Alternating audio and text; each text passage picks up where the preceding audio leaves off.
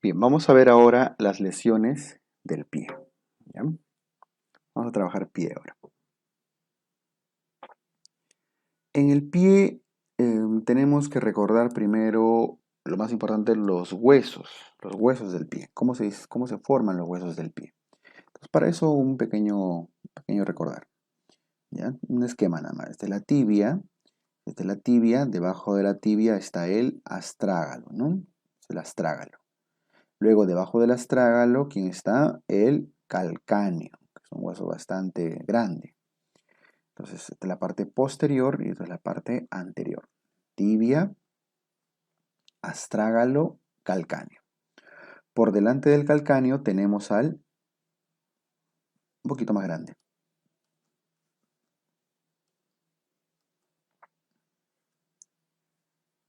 al cuboides. A un costadito, no está encima, ¿eh? Si eso ya está al costado, para otro lado. Es el navicular o escafoides y por delante van las cuñas, sus respectivas cuñas. Cuña 1, cuña 2, cuña 3. Por delante, estos ya corresponden a los huesos del tarso, ¿no? Tarso. Son 7 huesitos: astrágalo, calcáneo, cuboides, navicular, cuña 1, cuña 2 y cuña 3. Por delante vienen ya los metatarsianos. Primer metatarsiano, segundo metatarsiano con cada cuña, ¿no? Tercer metatarsiano, cuarto y quinto metatarsianos. Y por delante ya vienen las falanges. Primera, eh, el primer dedo, que son solo 2 falanges. Segundo dedo, tercer dedo, cuarto dedo y el quinto dedo, ¿no? Que es chiquito, pero con tres falanges también. Las falanges, ¿ok? Entonces, tarso, metatarso y falanges. Muy bien, el hueso más grande de todos estos y el que con más frecuencia suele fracturarse es el calcáneo. Ya de eso no debemos tener mayor duda, ¿ok? El otro que suele romperse con frecuencia es el astrágalo. Ahora, las articulaciones en el tarso forman unas líneas con unos nombres particulares. Por ejemplo, lo voy a pintar de azul. Esta línea articular se llama la línea articular de Chopard. La línea articular de Chopard se refiere a todos los ligamentos, toda la superficie articular y los ligamentos que unen la fila proximal del tarso con la fila distal del tarso. O sea, es una línea articular intertarsiana o intratarsiana, la línea de Chopard. Y cuando se rompen esos ligamentos, toda esta parte distal del pie, ¿ya? Tiende a desplazarse, a zafarse, ¿no es cierto? Cuando se lesiona la zona proximal de Chopard. Y la otra línea articular es esta de acá, la que une el tarso con el metatarso. La zona articular tarso-metatarsiana se refiere a la línea articular de Lisfranc. ¿Ya? Entonces, las lesiones que ocurran en esa línea articular, para los ligamentos y demás estructuras, se suelen llamar lesiones de Lisfranc. ¿Ok? Muy bien. ¿Qué más? Por eso es que cuando revisamos las lesiones del pie, ¿se acuerdan que en la lámina anterior nos quedaron estos dos temitas al final? Por eso es que estamos hablando de las lesiones de Lisfranc y lesiones de Chopard. Lisfranc se suele referir a las lesiones de las articulaciones distales, específicamente entre el tarso y el metatarso, o sea, acá, entre el tarso y el metatarso. Esa es la zona articular. Y las lesiones de Chopard corresponden a la línea articular proximal. Articular proximal podrían llamarlas también lesiones intratarsianas, porque están dentro de los huesos del tarso. ¿Ok? Listo. Lisfranc, lesiones de la zona distal. Chopard, lesiones de la zona proximal, de las articulaciones proximales. ¿Está bien? Listo. Esto para completar la lámina anterior que no llegamos a hacer las lesiones ya específicas del pie, Lisfranc y Chopard. Y ahora pasamos a las lesiones del tendón de Aquiles. El tendón de Aquiles, ustedes saben que es el tendón unido por el tendón, son las fibras terminales de los gastrocnemios, del sóleo, que se suelen insertar acá en el calcáneo, ¿no? Ya, ese es el tendón de Aquiles. Entonces, el tendón de Aquiles puede ser distintos tipos de lesiones. Por ejemplo, existen lo que se llaman las tendinosis. Existen las tendinosis, existen las tendinitis y existen las rupturas tendinosas, rupturas del tendón. La palabra tendinosis, osis, ¿se acuerda qué significa? Es básicamente una degeneración del tendón. La palabra tendinosis suele representar calcificación, depósitos de calcio en el tendón por inflamaciones crónicas. La tendinitis, que viene a ser básicamente, la tendinitis es una inflamación, pues, ¿no? Eso es fácil, inflamación. Tendinitis, inflamación, tendinosis, una calcificación, una degeneración por cronificación de la lesión. Y la ruptura tendinosa ya es prácticamente pues la ruptura de las fibras, ¿no? Como ya lo conocen. Nos vamos a enfocar en esta clase solamente en la ruptura del tendón, que es lo que tienen que saber. ¿Ok? La ruptura del tendón de Aquiles viene a ser la ruptura tendinosa más frecuente, para comenzar. Es la ruptura tendinosa más frecuente del cuerpo. Ya, ese es un dato directo. ¿Por qué se ocasiona? Ocasionado por cambios bruscos en la dirección. Por ejemplo, cuando se van de atrás para adelante, de adelante para atrás, hacia los costados incluso, pueden generar una ruptura tendinosa. Cambios bruscos en la dirección del movimiento, típico de los saltadores, de personas que saltan. Saltadores, ¿cierto? Saltan bruscamente de un momento a otro y se rompen el tendón. ¿Ya? Ahora, por supuesto que esto está influenciado por, voy a poner acá, factores de riesgo, por ejemplo, la laxitud, la debilidad de los tejidos, el déficit de colágeno, el no calentar bien apropiadamente no ejercitar los músculos antes de una prueba, etc. ¿Ya? Pero la causa es el cambio de dirección brusca. Clínica, como en casi todas las lesiones traumáticas que hemos tenido hasta ahora, de dolor, deformidad y disfunción. D. El primer dolor se refiere al signo de la pedrada. O sea, el dolor se describe así, signo de la pedrada.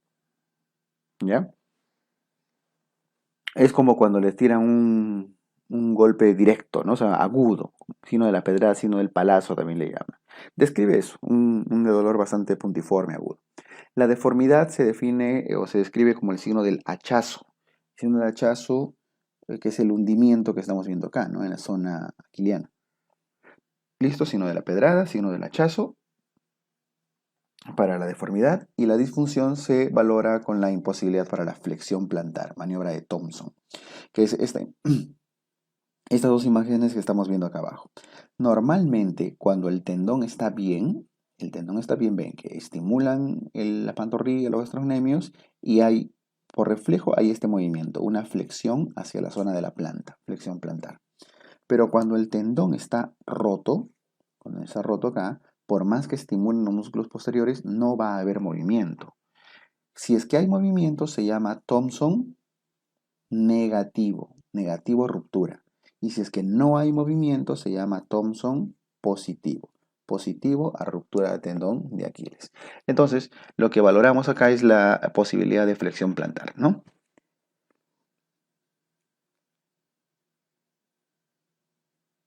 Listo. El tratamiento va a depender del grado de lesión. Si es que la ruptura no es total, si es solamente una ruptura parcial o un desgarro, probablemente no va a necesitar sutura, solamente inmovilización. Pero si la lesión, la ruptura del tendón es amplia, usualmente más del 50% de su diámetro y demás, sí hay que suturar. Sutura precoz y luego inmovilizar, ¿no es cierto? Inmovilizar con un yesito, un yeso, una bota de yeso. ¿Ya?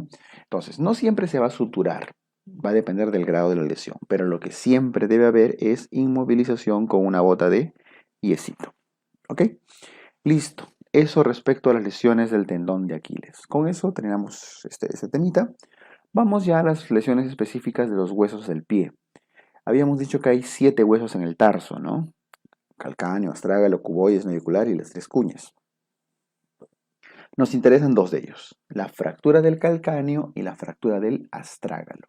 Entre los dos, ¿cuál es más frecuente? El más frecuente es la fractura del calcáneo. Y en segundo lugar está la fractura del astrágalo, por frecuencia. A la fractura del calcáneo también se le suele conocer como la fractura a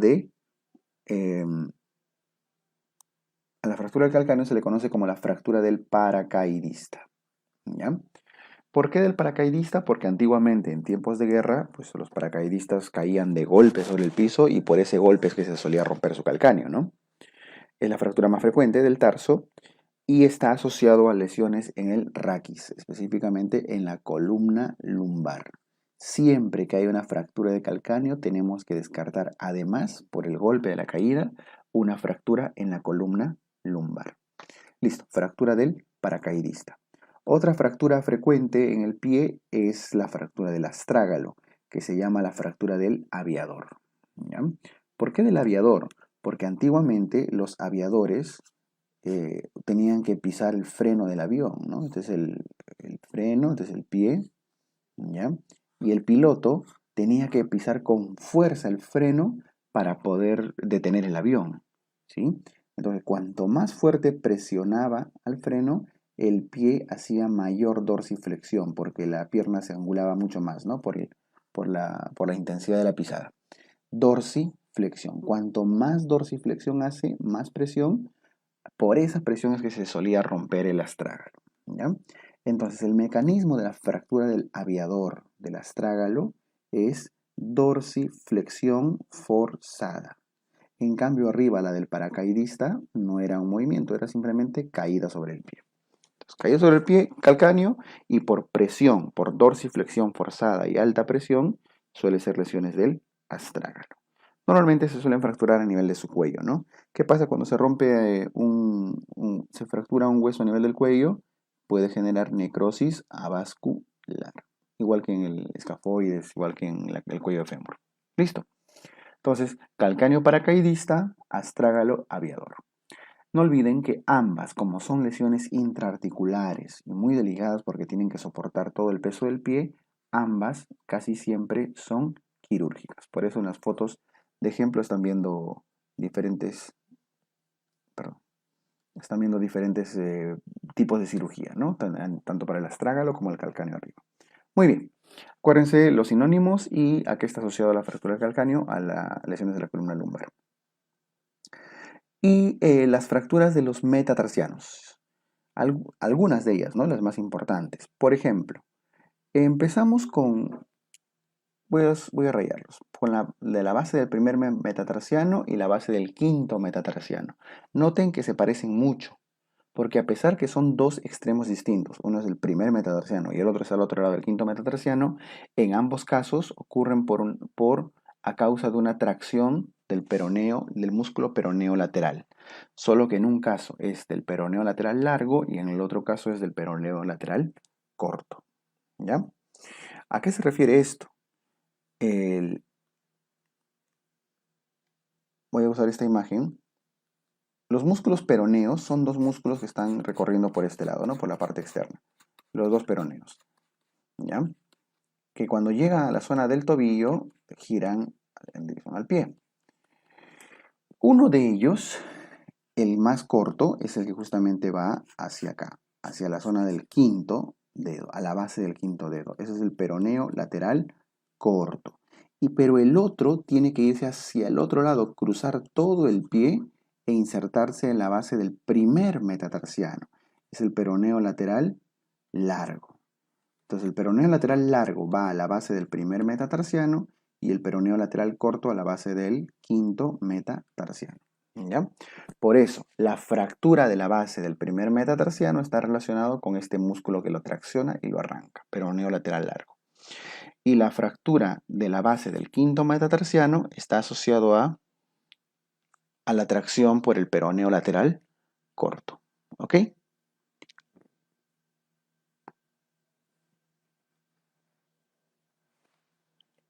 Muy bien, por eso aquí se describe justamente esto.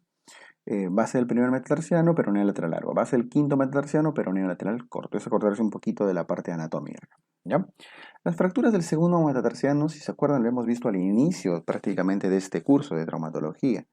La fractura del segundo metatarsiano se corresponde a una fractura por fatiga, a una fractura por estrés. Es lo que se conoce como la fractura del recluta. Es esta fractura de acá, ¿no? Estas lesiones que dañan la cabeza, cuello del segundo metatarsiano en los soldados. Y la fractura de la diáfisis del quinto metatarsiano se describe como la fractura de Jones, que ahí lo están viendo con flechita amarilla, ¿ya? La diáfisis del quinto metatarsiano. Listo, son algunas de las lesiones metatarsianas, así como había Bennett, Rolando, del boxeador y esto en la mano. Estas son algunas de las más frecuentes en el pie, ¿ya? Las lesiones de los metatarsianos. Y finalmente, el espolón calcáneo, solamente deben recordar, pues, obviamente en qué hueso ocurre en el calcáneo, ¿no? Es una hiperproliferación de hueso a manera de pico del oro. ¿Se acuerdan el signo del pico del oro? En la radiografía, ¿no? Cómo se ve puntiagudo ese huesito, ¿ya? Usualmente ocurre por procesos inflamatorios en la planta del pie que generan, alteran el desarrollo y generan una hiperproliferación de tejido óseo en forma puntiforme. Y eso, ya saben que al pisar duele, ¿no? El manejo de esto es principalmente ortopédico, o sea, usar plantillas con su huequito, su picaroncito, para que pisen sobre un huequito y no tenga contacto con partes blandas. Y de ser necesario puede pasar por tratamiento, por infiltración de corticoides para favorecer la resorción ósea. Y finalmente una medida muy extrema y a veces que puede complicar más las cosas es la cirugía. Entonces, manejo ortopédico y si no, infiltración de corticoides y si no, la cirugía. Totalmente cuestionable la cirugía acá, ¿no? Porque finalmente va a intentar proliferar y va a aumentar más la proliferación del huesito. Listo. Con eso terminamos prácticamente todas las lesiones del miembro inferior, ¿ya? Eh, Nos queda solo ya para terminar el curso la parte de ortopedia, un poco de hablar de osteomielitis y tumores, que lo vamos a hacer en los dos siguientes videos. Muy bien, chicos, con eso terminamos miembro inferior. Muchas gracias.